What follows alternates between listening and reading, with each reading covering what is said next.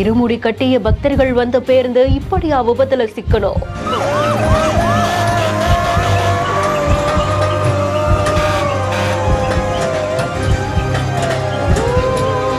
அப்பளமாக நொறுங்கிய பேருந்தை மீட்டு சென்ற ராட்சத கிரேன். சாலை முழுக்க சிதறி கிடந்த மக்காச்சோள.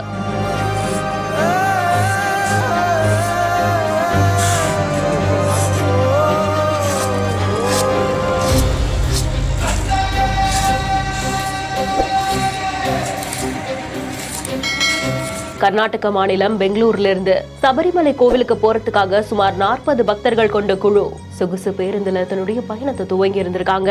இந்த பேருந்து கோவை சேலம் தேசிய நெடுஞ்சாலையில போயிட்டு இருக்கும் பொழுது பெருமாநல்லூருக்கு பக்கத்துல நியூ திருப்பூர் பகுதியில தான் இந்த ஒரு விபத்து நடந்திருக்கு. எதிர்பாராத விதமா நடந்த இந்த விபத்துனால லாரியுடைய பின்பக்கம் முழுவதுமா சேதமாக பஸ்ஸுடைய முன்பக்கம் கண்ணாடிகள் சிதறி பெரும் விபத்து ஏற்பட்டிருந்திருக்கு. லாரியில இருந்த மக்காச்சோளம் எல்லாமே சாலையில சிதறி கிடக்க சேதமடைந்த வாகனங்கள் மீட்டு செல்லப்பட்டிருக்கு.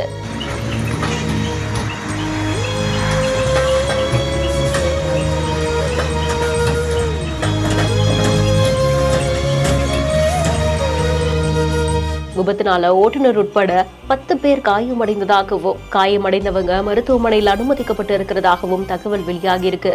இதனால் இந்த விபத்து நடந்தது என்ன ஆச்சுன்னு போலீசார் வழக்கு பதிவு செய்து விசாரணை மேற்கொண்டுட்டு இருக்காங்க.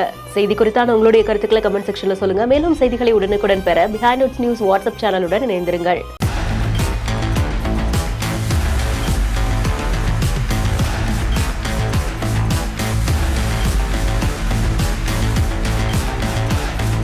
செய்திகளை வழங்குவோர் Manju group, SIMS pharmacy, hello doctor மற்றும் கிராண்ட் ராயல் டூர்ஸ்.